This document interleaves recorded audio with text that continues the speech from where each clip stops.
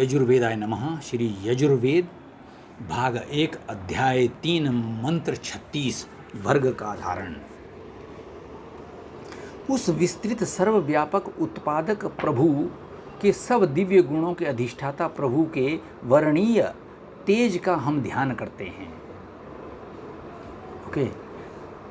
तत्सवितुर्वरेण्यं भर्गो देवस्य धीमहि धियो यो नः प्रचोदयात् का मतलब उस विस्तृत सर्वव्यापक उत्पादक प्रभु के सब दिव्य गुणों के अधिष्ठाता प्रभु के वर्णीय तेज का हम ध्यान करते हैं, वे उसे धारण करते हैं।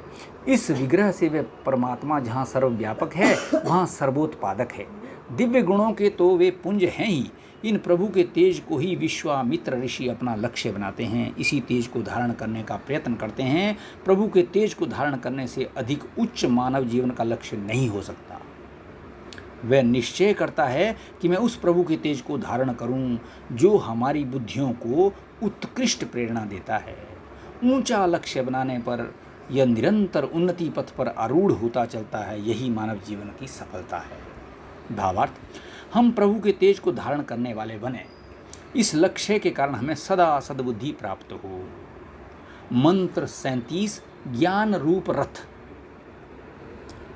गत मंत्र में प्रभु के तेज को धारण करने वाला व्यक्ति प्राणी मात्र का मित्र बन जाता है तो विश्वामित्र कहलाता है। इस स्नेह की भावना से सब दिव्य गुणों का विकास होता है और वह वामदेव बन जाता है। ये वामदेव प्रभु से प्रार्थना करता है कि आपका न नष्ट करने योग्य विज्ञान रूप रथ हमें सब ओर से व्याप्त करे। ज्ञान का परिणाम गति व क्रिया होती है। ज्ञानी पुरुष स्थिर मनोवृत्ति का बनता है। ज्ञान में मनुष्य अंततः अनिर्वचनीय आनंद का अनुभव करता है। ये ऋषियों के हृदयों में प्रभु से व्यक्त रूप में उच्चारण किया जाता है। वे जीवन को रसमय बनाता है। इन कारणों से ज्ञान यहाँ रथ शब्द से कहा गया है। हे प्रभु, आपका ये ज्ञान हमें स्वतः व्याप्त करे। ज्ञान से की आत्मसमर्पण करने की आप रक्षा करते हो। देव ज्ञान देकर की मनुष्य की रक्षा करते हैं। जो व्यक्ति प्रभु के प्रति अपना अर्पण करता है, प्रभु उसे ये ज्ञान रूप रथ देते हैं, जिससे वह इस दुर्गम भव कांतार को पार कर जाता है। भावार्थ, ज्ञान प्रभु का न हिंसित होने वाला रथ है। ये हमें प्राप्त हो, इस ज्ञान से ही हम अपनी रक्षा कर पाएंगे। मंत्र 38 भू भुवः स्वाहा। गत मंत्र के दूढ़ रथ न हिंसित होने वाले ज्ञान के द्वारा हम सदा स्वस्थ बने रहें।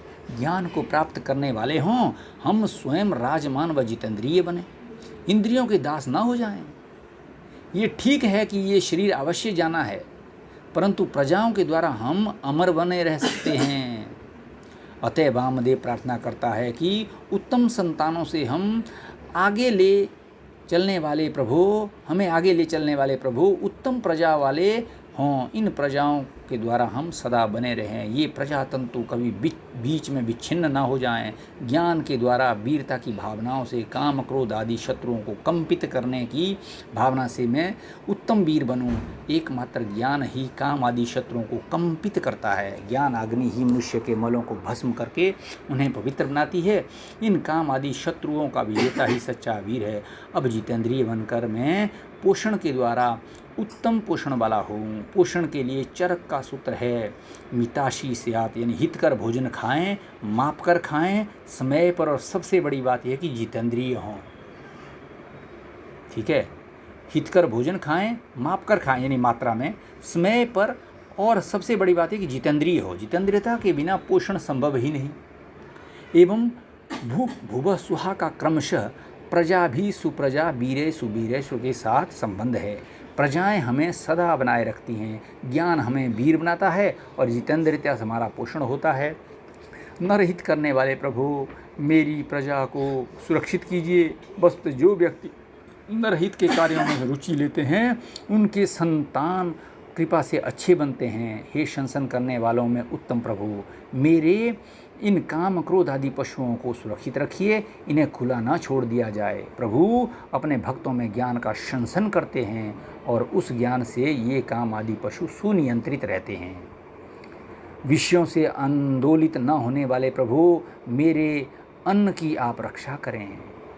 भावार्थ, मैं नरहित के कार्यों में लगकर उत्तम प्रजा वाला होकर सदा बना रहूं, उत्तम बातों का शंसन करता हुआ ज्ञानी बनकर काम आदि का ध्वंस करने वाला वीर बनूं, विषयों से आनंदोलित अथर्य बनकर पोषक अन्न को ही खाता हुआ सुपोष बनूं, मंत्रार्थ का चित्रण भू भुव स्वाहा सुप्रजा सुबीर सुपोषण हर्य शंस्य अथर्य, प्रजा की रक्षा, काम आदि पशुओं का नियमन, उत्तम अन्न भक्षण। ओके।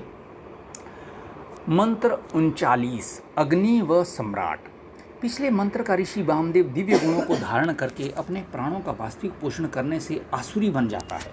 ये आसुरी प्रभु से प्रार्थना करता है, हे अग्नि, ज्ञान के प्रकाश वाले, शक्ति से समग्र दीप्यमान प्रभु, आपकी कृपा से हम हमारे लिए निवास के लिए आवश्यक वस्तुओं को उत्तमता से प्राप्त करने वाले संपूर्ण धन को प्राप्त हों। प्रभु अग्नि हैं, सम्राट हैं, मैं भी ज्ञान का प्रकाश प्राप्त करके अग्नि बनूं और शरीर के सम्यक पोषण व शक्ति की रक्षा से दीप्त शरीर वाला सम्राट बनूं। हे प्रभु, आप कृपा करके मुझे ज्योति की ओर तथा सहन शक्ति से परिपूर्ण बल की ओर उसकी प्राप्ति के लिए संपूर्ण उद्योग वाला कीजिए, अर्थात हमारा सारा पुरुषार्थ ज्ञान और बल को प्राप्त करने के लिए हो, हमारा ध्येय ज्ञान बल ही हो। यही हमारी प्रार्थना हो कि क्या हो, हमें जीवन के लिए आवश्यक वस्तुओं को प्राप्त कराने वाला धन इसलिए प्राप्त हो कि हमारी सारी शक्ति ज्ञान और बल के संपादन में लगे। इस प्रकार ज्ञान और बल का संपादन करके ये सचमुच अपना पोषण करने वाला असुरी बनता है। भावार्थ, हम अग्नि हों, हम सम्राट हों, द्युम्न ज्योति को प्राप्त करके हम अग्नि बने और बल का संपादन करके सम्राट हों। 40वां मंत्र द्युम्न सह। गत मंत्र का असुरी ही प्रार्थना करता है कि ये प्रकाश की अधिदेवता प्रभु मेरे इस शरीर रूप घर का रक्षक है। ये प्रभु ही प्रकृष्ट विकास के हेतु से अतिशयेन वस्तुओं को प्राप्त कराने वाले हैं। सब आवश्यक वस्तुओं को देकर वे प्रभु हमें इस योग्य बनाते हैं कि हम अपना सब प्रकार से विकास कर सकें। प्रकाश की अधिदेवता प्रभु, हमारे शरीर रूपी ग्रहों के रक्षक प्रभु, आप हमें ज्ञान ज्योति की ओर तथा शक्ति की ओर संपूर्ण उद्यम वाला ज्ञान कीजिए। ज्ञान और बल का संपादन करके ही मैं इस शरीर रूप घर की रक्षा करने वाला गृहपति बनता हूँ। गृहपति ही आसुरी होता है, प्राणों का वास्तविक पोषण करने वाला होता है। भावार्थ, मैं ज्ञान व बल का विकास करके शरीर की सभी शक्तियों का विकास करूँ और सचमुच गृहपति बनूँ। ओम यजुर्वेदाय नमः।